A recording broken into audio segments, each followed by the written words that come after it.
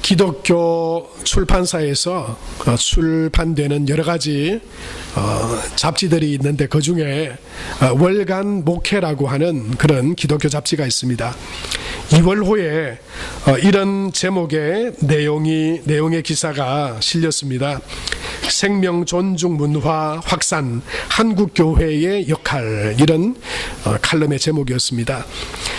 이 제목에서 보여지는 것처럼 생명 존중, 생명을 귀하게 여겨야 되는데 교회에서 어떻게 그 역할을 감당할 수 있을 것인가, 그런 내용의 인터뷰와 대담이 있는 내용이었습니다. 그 내용 중에 특별히 생명에 대한 소중함을 이야기하면서 우리나라의 OECD 국가가 속한 우리나라도 그 OECD에 속해져 있는데요. 우리나라가 13년 동안 부동의 1위 자리를 굳히고 있는 것이 있다, 이렇게 소개를 했습니다. 그게 뭔지 대충 다들 짐작하시죠? 바로 자살률입니다. 13년 동안 무려 부동의 1위를 지키고 있다라고 하는 것입니다. 거기에 뭐 많은 원인들 이야기하고 있습니다만은 어떻든 간에 여러분, 자기 목숨을 끊게 된다. 이건 큰 절망과 낙심 가운데 빠진 일 아니겠습니까? 2016년 통계로 볼 때 전년에 비해서 뭐 많이 줄었다고 하는데 대략 1년에 자기 목숨을 스스로 끊는 사람이 우리나라에서 13,000명이 됩니다. 13,000명요. 군대로 치면 한 대대가 없어지는 겁니다. 한 대대. 하루로 치면 하루에 약 33명에서 4명 정도가 목숨을 끊습니다. 시간으로 따지면 40분에 한 명씩 그냥 이 세상을 떠납니다. 병도 아니고 다른 사람 손에 의해서도 아니고 자기 스스로.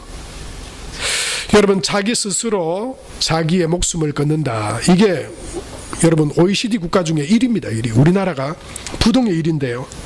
여러분, 거기에는 많은 아마 원인이 있을 것입니다. 사업에 대한 실패도 있을 것이고, 또 관계에서 오는 절망과 무력감도 있을 것이고, 병으로 인한 것이, 정신적인 병으로 인한 것일 수도 있습니다. 어떻든 간에 여러분, 이 낙심과 절망은 인간을 파괴합니다. 절망하게 합니다.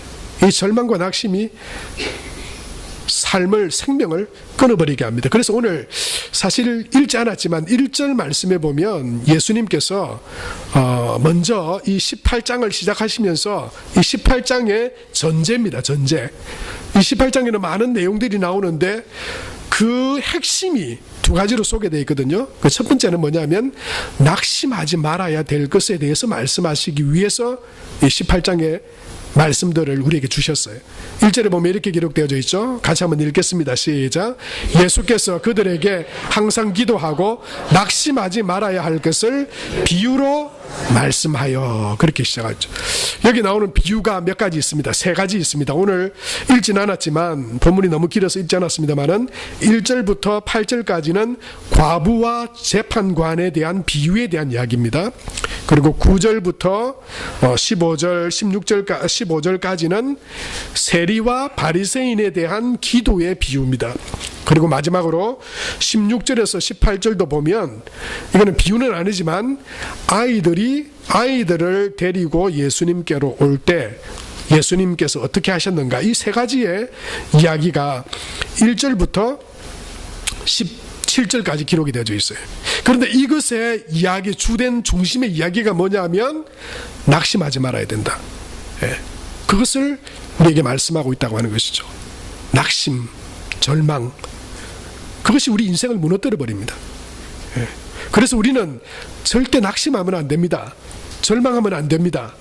여러분, 우리가 예수 그리스도 안에 믿음으로 살아간다라고 하는 것은 승리를 믿고 또 승리의 길을 걸어가는 것인 줄로 믿으시기 바랍니다.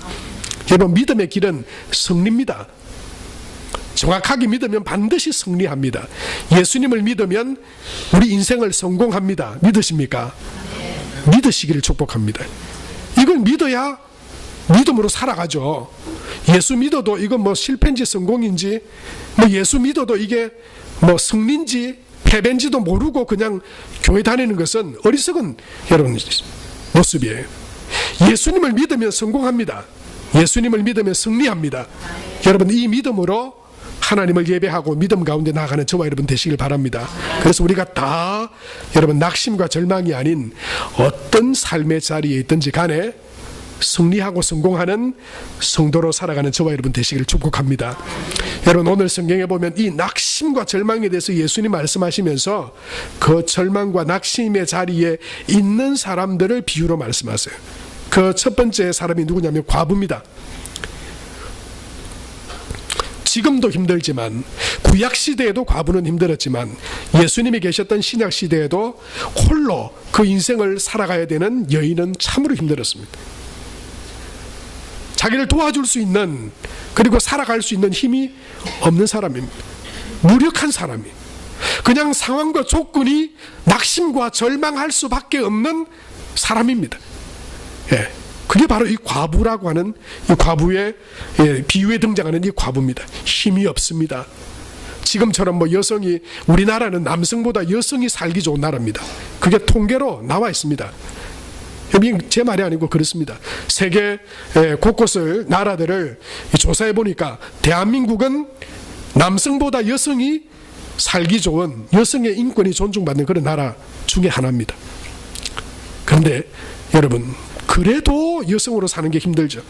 남성으로 사는 것도 힘듭니다만은 예수님 시대, 신약 시대에 이 여성, 아이와 나옵니다만은 아이와 여성은 제대로 인간으로서의 어떤 권리와 그런 지식과 대접을 받지 못하던 시대였습니다. 여러분, 이 비유에 등장하는 이 과부, 무능과 절망할 수밖에 없는 그런 자격, 조건을 갖춘 사람이, 힘없고 무력한 존재였습니다. 그런데 예수님은 이 비유를 통해서 낙심해서는 안 된다 말씀하는 거예요. 아무리 의지할 데가 없고 힘이 없어도 낙심해서는 안 된다. 그리고 예수님 또 다른 비유를 말씀하시죠. 세리와 바리새인의 기도죠. 여러분, 이 세리는 돈은 있는 사람입니다. 물질로 부족하지는 않습니다. 물질 때문에 낙심하고 절망하는 일은 없습니다. 그런데 이 사람은 소외와 죄인이라고 하는 악인이 지켜 살았어요. 돈만 있다고 삽니까? 먹고만, 여러분, 먹을 것이 있고 쓸 것이 부족하지 않으면 인간으로서 행복하게 만족하며 살아가는 것인가요? 아닙니다. 관계가 깨어지고 비틀어지고 죽을 것 같습니다. 여러분, 혹시 여러분의 가까이 있는 사람들이 그런 갈등과 관계 가운데, 다른 건 다 있어요. 그런데요, 내 주변에 있는 사람들과의 관계가 무너지고 깨어지면 아무것도 필요 없습니다. 돈이 무슨 소용입니까? 건강이 무슨 소용입니까? 행복하고 함께 누려야 될 그 관계가 깨어지고 소외되고, 그리고 사람들로부터 죄인이라고 손가락질 받던 세리, 이 사람은 낙심할 만한 조건이 갖춰진 사람입니다. 그런 사람이에요. 예수님은 그런데도 말씀하십니다. 관계가 깨어지고 그 가운데 소외되고 사람들로부터 외면당하는 그런 처지에 있느냐, 그래도 낙심해서는 안 된다. 예수님 말씀하세요. 마지막으로 여러분, 16절부터 18절까지 나오는 대상은 아이입니다. 어린아이. 그런데 어린아이가 아니고 마태복음과 마가복음에는 어린아이라고 말하고 있는데요, 누가복음에는 오늘 15절에 보면 어린 아기라고 말하고 있어요. 여러분, 비슷하지만 다릅니다. 어린아이는 어떻습니까? 철부지로 막 이렇게 여기저기 뛰어다니면서 막 이렇게 막 그런 아이잖아요. 근데 어린 아기는 원어적으로 보면 타브레페라고 해서 젖먹이 아이를 말합니다. 젖먹이 아이. 이게 의미하는 게 뭐겠습니까? 완전히 전적으로 의존할 수밖에 없는, 의지할 수밖에 없는 존재. 그게 이 어린아이죠. 여러분, 혹시 가버나움이라고 하는 영화 보셨습니까? 1000만을 뛰어넘은 극한 직업 보셨습니까? 안 보셨나 보네요. 이 1000만 가운데 여러분 속하지 않으신가 봅니다. 저는 이 연휴 때 이렇게 교회 새벽 기도회를 하고 또 가족들이 저희 집에 오고 하면서 아이들하고 같이 이 영화를 봤습니다. 아이들이 영화를 참 좋아해요. 우리도 또 영화관이 가까우니까 얼마나 좋습니까? 가서 이 극한 직업을 보고는 막 그냥 배꼽이 빠질 정도로 웃었습니다. 막 웃고 즐기다가 그 다음에 이 가버나움이라고 하는 영화가 또 개봉이 됐다고 해서 또 가서 같이 가족들과 함께 봤습니다. 봤는데 이 가버나움에 나오는 이 주제와 내용은 참 슬퍼요. 그래서 영화를 보고 나오는데 어떤 뒤에 아줌마가 하는 이야기가 지금 제 머릿속에 남아 있습니다. 아이, 뭐 이렇게 좀 복잡하고 어려운 영화를 만들어 즐겁고 유쾌한 영화 좀 만들지, 뭐 그렇게 이야기를 하더라고요. 예, 좀 어두운 영화예요. 그런데 현실적이고 아주 지금 우리가 살아가고 있는 이 땅의 현실을 나타내 보여주고 있는 거예요. 12살짜리 남자아이, 여러분 12살짜리면 지금은 철부지입니다. 옛날에 우리 지금 권사님, 우리 장로님들 때 12살이면 아이고 뭐 이제 다 커서 시집가고 이제 뭐 한몫할 나이다, 그렇게 말할 수 있겠지만 지금은 12살은 완전히 어린아이입니다. 그런데 그 주인공 12살은 동생들이 몇백 명 딸린 가정의 아들이에요. 그 부모님들은 대책 없이 그냥 아이를 막 낳습니다. 아무런 대책 없이 그냥 막 아이만 낳아요. 이 12살 먹은 이 아이의 여동생이 다른 어른의 11살인가 10살쯤 안 됐겠어요? 어른한테 시집을 보냅니다. 부모님들이 뭘 얻으려고. 그러니까 이 얼마나 처참합니까? 이 12살 먹은 이 자인이라고 하는 주인공 남자아이인데요, 이 아이가 그 여동생이 팔려가는 거잖아요. 그 모습에 아버지 엄마에 대한 원망이 얼마나 쏟아져 나오냐. 그리고는 범죄를 저질러 버립니다. 그리고 감옥에 가게 돼요. 감옥에 가서는 고소를 합니다. 누구를 고소한 줄 아세요? 부모님들을 고소해 버립니다. 더 이상 아이 못 낳게 해주세요. 예? 부모님한테, 판사한테만 더 이상 우리 부모님들 아이 좀 못 낳게 해주세요. 아이 낳기는 낳는데 무책임하고 아이들을 어떻게 살아가는지 대책도 없이 그냥 아이만 낳는데 제발 아이 좀 못 낳게 해주세요. 그렇게 해요. 여러분, 그거는 좀 어린아이잖아요. 제법 큰 어린아이잖아요. 자기 좀 이야기도 목소리도 낼 줄 알고 자기 주장도 할 줄 아는 아이잖아요. 그런데 오늘 성경에서 나오는 어린아이는 그런 아이가 아닙니다. 전적으로 부모에게 의지할 수밖에 없는, 전적으로 무능하고 무기력한 존재. 여러분, 그건 절망과 낙심이 따놓은 당상 아니겠어요? 아무것도 할 수 없는데. 그런 대상인 어린아이 같은 그런 대상에게도 예수님은 오늘 이렇게 말씀하고 계신 거예요. 낙심하지 마라, 절망하지 마라. 사랑하는 성도 여러분, 그래서 오늘 18장은 각각 그 비유가 의미가 있습니다만은 이 비유에 소개되어 있는 과부도 세리도 어린아기도 공통점으로 우리에게 하나님께서 말씀하고 있는 부분은 뭐냐면 상황이 절망적이다라고 해요. 예. 절망적인, 낙심이 당연하고 절망적일 수밖에 없는 상황 가운데 있는 대상자들이다라고 하는 것입니다. 그런데요, 또 한 가지 공통적으로 이 말씀을 통해서 하나님께서 우리에게 말씀하시는 것은 아무리 절망적이고 낙심 가운데 있는 상황이어도 절망해서는 안 된다, 낙심해서는 안 된다라고 하는 말씀입니다. 그리고 여러분, 그 절망과 낙심의 가장 가운데 있다고 하는 것은 죽음 아니겠어요? 그 죽음 가운데 부활하신 그 부활의 주님, 생명의 주님께서, 예수님께서 이 땅을 살아가는 마치 그 세 부류의 절망과 낙심 가운데 살아갈 수밖에 없는 이 땅에 존재하는 우리에게 어떻게 하면 그러면 절망하지 않고 낙심하지 않고 희망과 소망 가운데 우리가 살아갈 수 있는가라고 하는 것을 말씀해 주고 있는 것도 또한 공통적으로 우리에게 주시는 답이라고 할 수 있어요. 여러분, 우리가 낙심과 절망 가운데 거하지 않고 희망과 소망 가운데 살아갈 수 있는 주님이 우리에게 말씀하시고 제시하고 계시는 비결은 바로 기도입니다. 기도하면 낙심과 절망하지 않아. 기도하면 그 낙심과 절망의 상황도 변화되어진다. 이것이 오늘 예수님께서 우리에게 주시는 공통적인 답입니다. 여러분, 과부의 이야기도 그렇죠. 불의한 재판관이지만 두드렸어요. 포기하지 않고 두드리면, 하물며 불의한 재판관의 그 간구도 지겨워서라도 귀찮아서라도 덜어주겠는데 하물며 하나님 앞에 우리의 낙심과 절망을 가지고 나아가 기도한다면 하나님께서 들어주시지 않겠는가. 두 번째, 여러분, 대상도 세리도 그렇죠. 세리도 기도하러 갔고 바리새인들도 기도하러 갔어요. 바리새인은 낙심할 조건이 없습니다. 잘했다고, 성공했다고 그렇게 자기를 내세우며 사는 사람이었어요. 그런데 세리는 절망하고 낙심이 있었습니다. 주님, 제가 돈은 좀 벌었지만 저는 죄인으로 사람들에게서 손가락질 받고 있습니다. 그리고 저는 죄인입니다. 이 죄인인 나를 용서해 주십시오. 하나님 앞에 기도함으로 나아갔죠. 사람들은 그를 정죄하고 비판했지만, 그래서 낙심하고 절망할 수 있었지만 하나님은 그를 의롭다 여겨주셨어요. 하나님께서 그를 의롭다 여겨주셔서 그는 소망 가운데 살아갈 수 있는 사람으로 세워지게 되는 것입니다.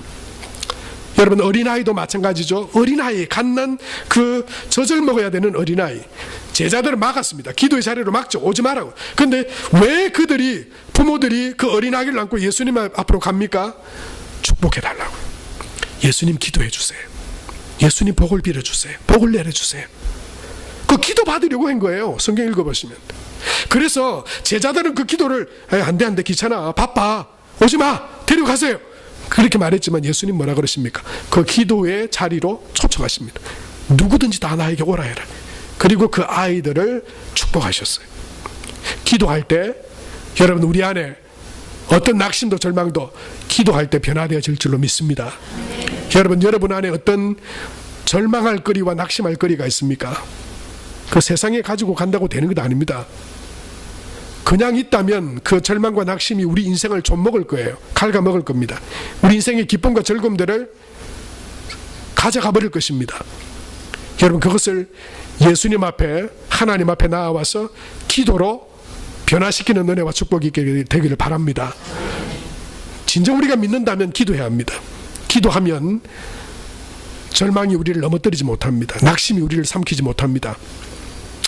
시간이 좀 오래됐지만 신종플루가 우리나라에 막 이렇게 급격하게 확산이 되었던 때에, 여러분, 우리가 잘 아는 탤런트 중에 이광기라고 하는 탤런트의 아들도 그 신종플루에 그냥 이렇게 목숨을 잃어버렸어요.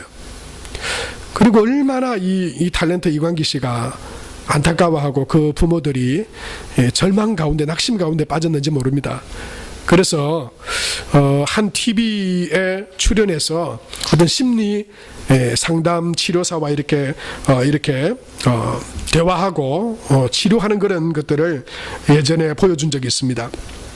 내 마음을 보여줘, 이런 프로그램이었는데요.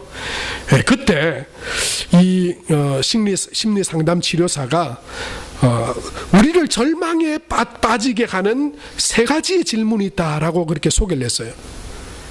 상황이 우리에게 절망적일 수 있고 낙심을 가져다 줄 수 있지만, 그리고 우리도 스스로 우리에게 일어난 어떤 문제들에 대해서 이런 질문을 우리가 하면서 살아가는데 그것은 답이 되지 못하고 더 절망 가운데 빠뜨린다라고 하는데요.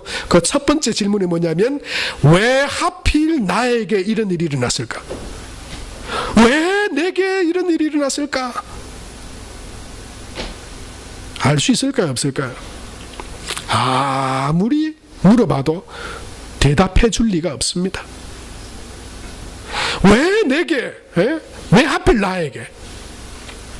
답이 없다는 거예요. 이런 질문 던져봐야 속이 상해서 그냥 아이고 술이나 마시자, 알코올 중독자 됩니다. 그러다가 마실 때는 하고 마실 줄 몰라도 그 다음날 오는 거는 속쓰림밖에 없습니다. 속쓰림. 그게 계속되면요, 우리 몸을 아주 망가뜨려 버립니다. 절대 그걸로 답이 없는 거예요. 두 번째 질문이 뭐냐면, 누구의 잘못입니까? 이래 된 게, 여러분, 아들이 죽었는데 누구 잘못입니까? 성경에도 이런 비슷한 질문이 나오죠. 이 사람이 소경이 된 게 누구 죄 때문입니까? 자기 때문입니까? 부모 때문입니까? 아니다. 하나님이 하실 일을 하기 위해서.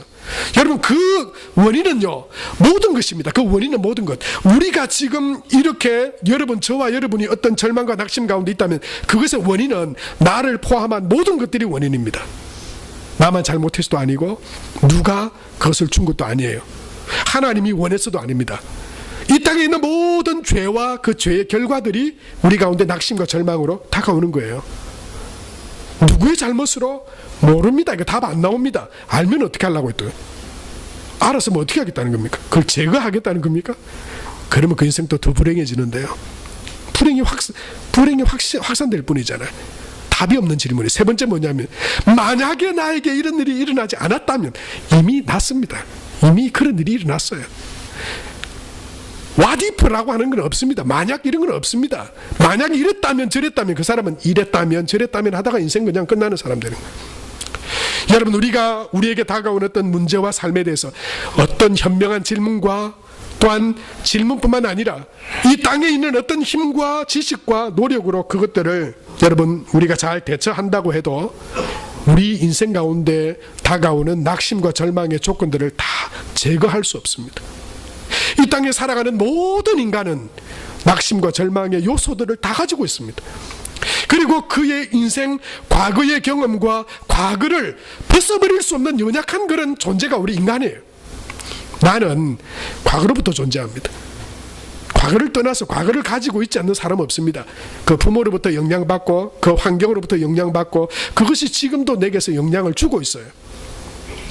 그래서 내 안에 있는 낙심도 절망도 내가 해결할 수 없는데 다른 사람의 낙심과 절망을 어떻게 해결해 줄 수 있단 말입니까?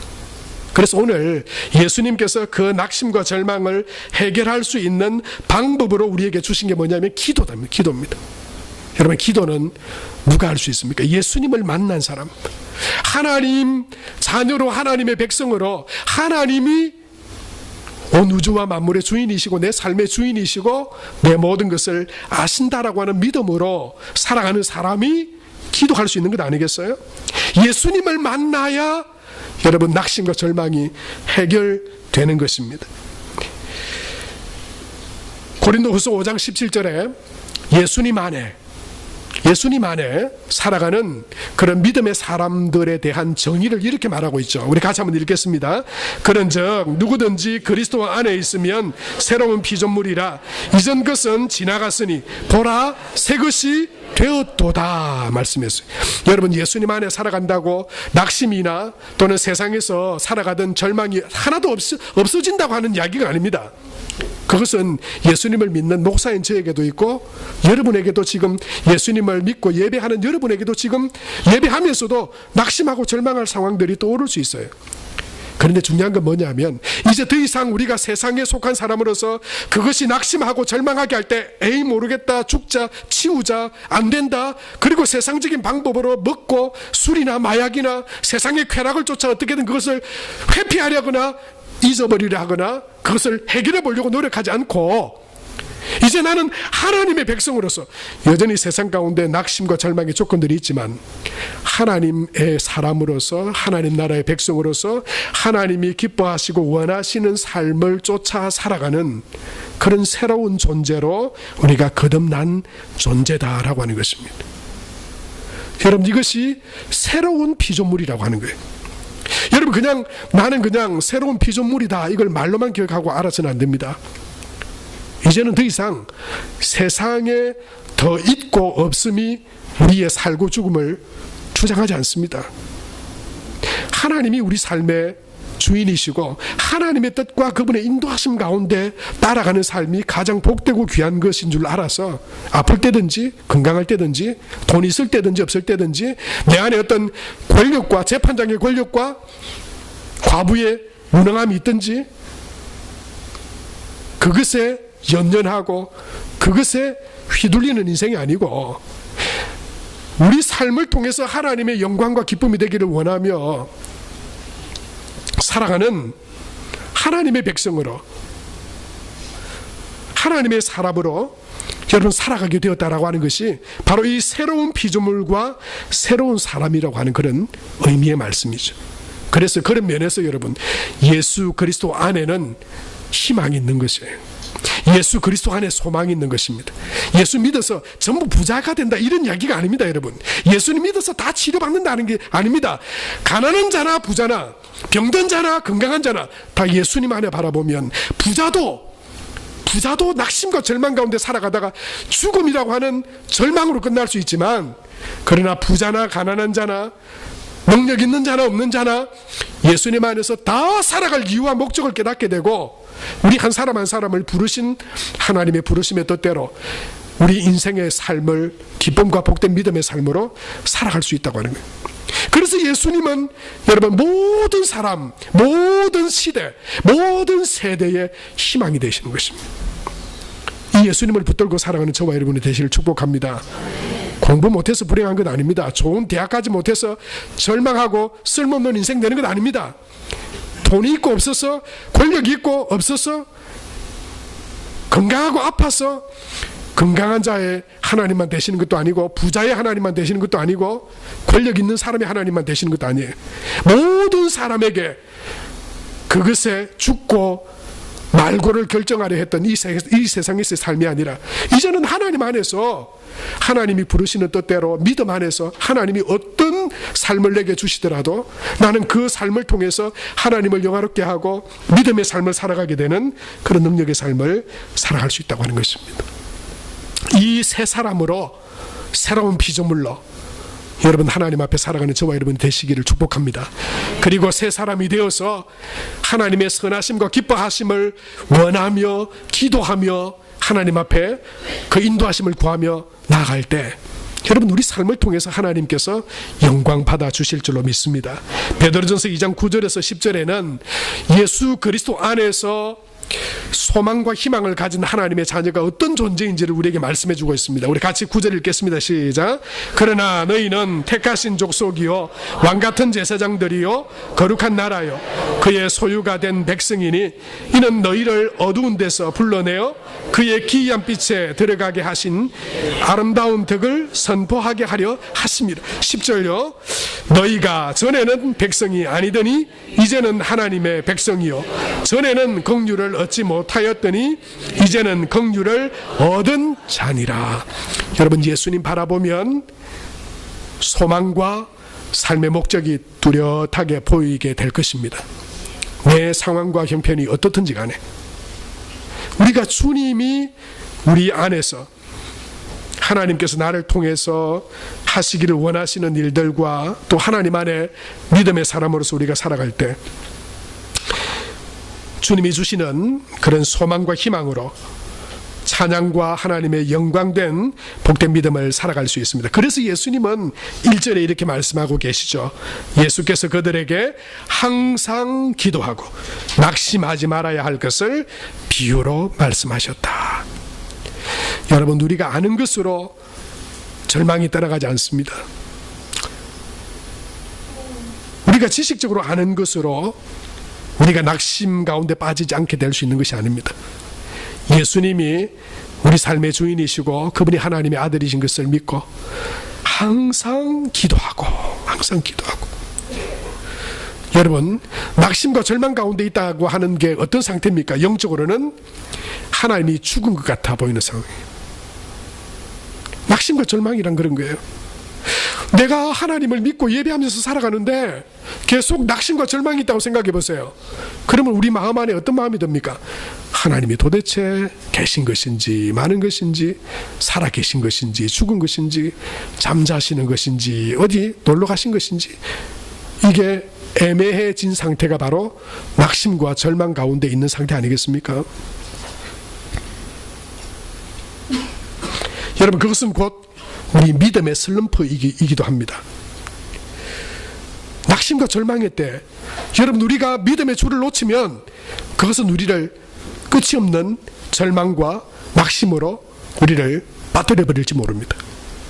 그러나 여러분 낙심과 절망의 때, 그때는 하나님이 없으시거나 하나님이 무력하시거나 하나님이 어디 나를 떠나 어디 가신 것이 아니라, 여러분 우리가 낙심과 절망 가운데 있을 때에 그때에도 하나님은 여전히 일하고 계시고 살아계시고 또 내 가장 가까이에서 나를 보시고 역사하시고 계신다라고 하는 사실을 여러분 믿고 믿음으로 더욱 주님을 붙들어야 될 때인 줄로 믿습니다.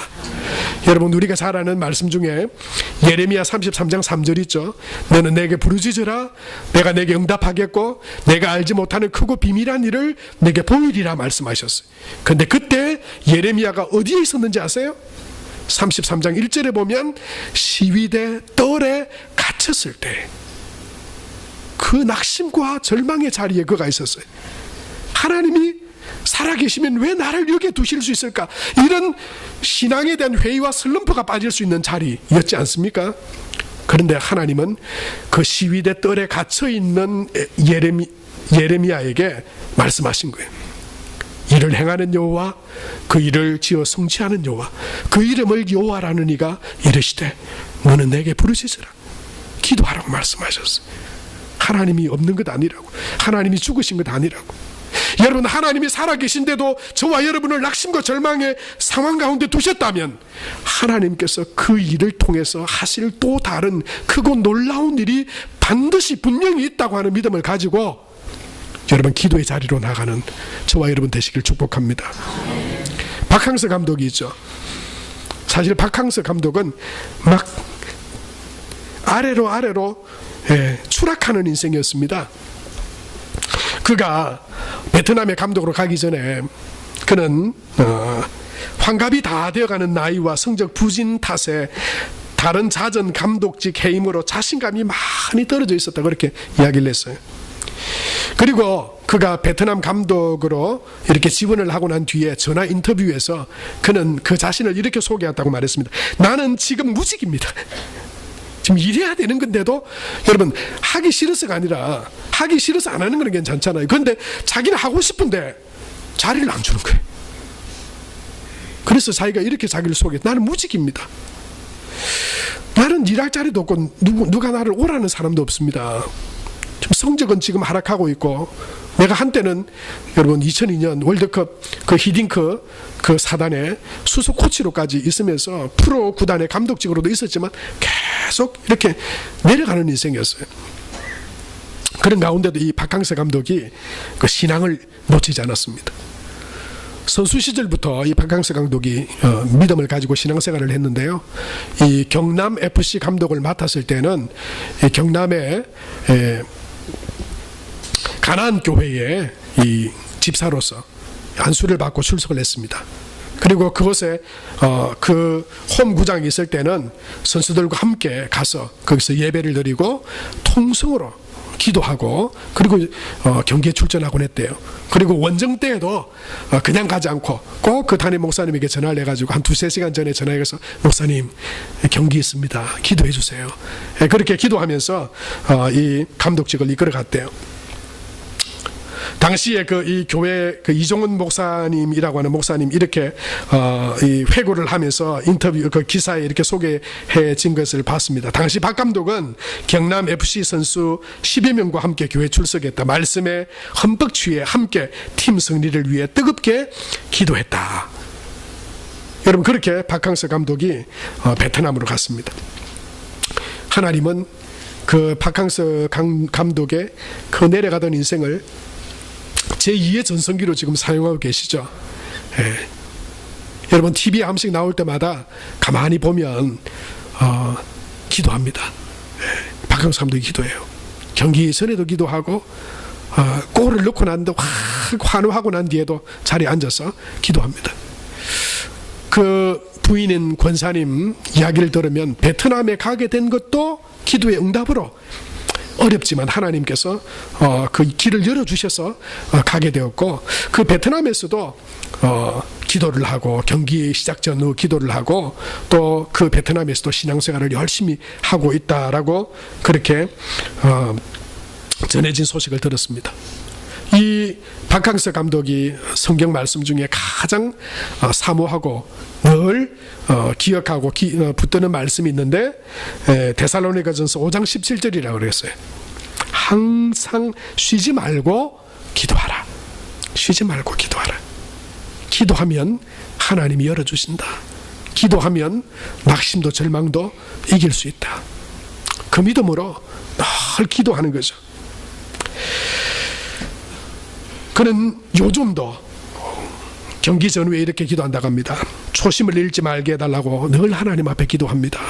여러분, 이 베트남의 박항서 감독이 한 사람이 저는 이거 지금 외교적으로 또 베트남 안에 우리 선교하는 교회와 이 선교사님들에게 얼마나 지금 큰 힘과 영향력을 발휘하고 있는지 모릅니다.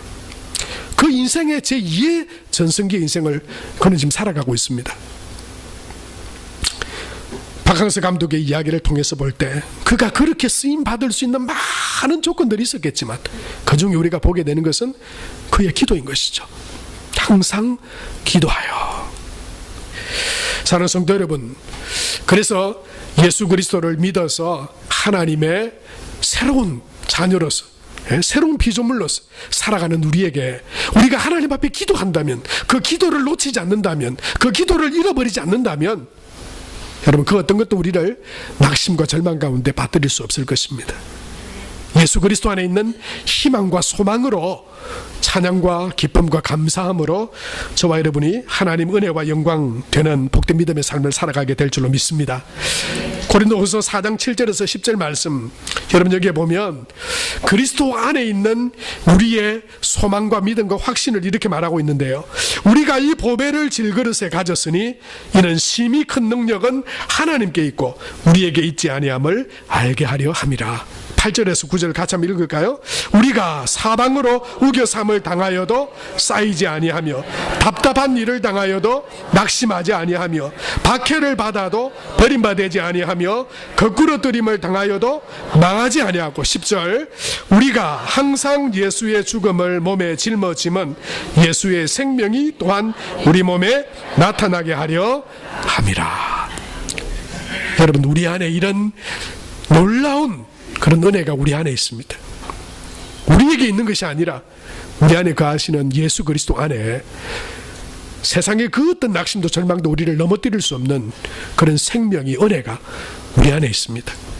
여러분, 그 예수님 붙들고 항상 기도하여.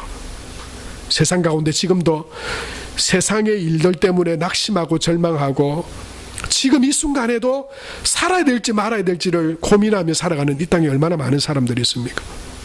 여러분, 그들에게 생명의 통로가 되고 복된 통로로 쓰임받는 저와 여러분 우리 모두가 될 수 있게 되기 바랍니다. 이 시간 한번 기도합시다. 주님, 내 안에 나를 힘들게 하고 나를 낙심케 하고 절망케 하는 것들, 주님, 그것이 내 힘과 능력으로, 그것이 희망과 소망으로 변화되지 않습니다. 예수님께 이 시간 기도함으로 올려드립니다. 맡겨드립니다. 예수님 안에서 새로운 희망과 소망의 사람으로 서게 해주시고, 주님을 바라보고 의지하는 자에게 독수리같이 날개침이 올라간 것 같은 새 힘을 주신다고 주님 말씀하셨는데, 주님, 내 안에 낙심과 절망, 어둠의 그 모든 마음들이 다 사라지게 해주시고 소망과 희망으로 충만하게 해주시고, 이 땅에 절망과 낙심 가운데 살아가는 있는 영혼들을 예수 그리스도를 만나게 하고 소망 가운데 세워나가는 그런 복된 통로 되게 하여 주옵소서. 이 시간 우리에게 주신 말씀 기억하며 한 1, 2분 정도 기도하며 하나님 앞에 나아가겠습니다. 살아계신 아버지 하나님, 은혜를 감사합니다.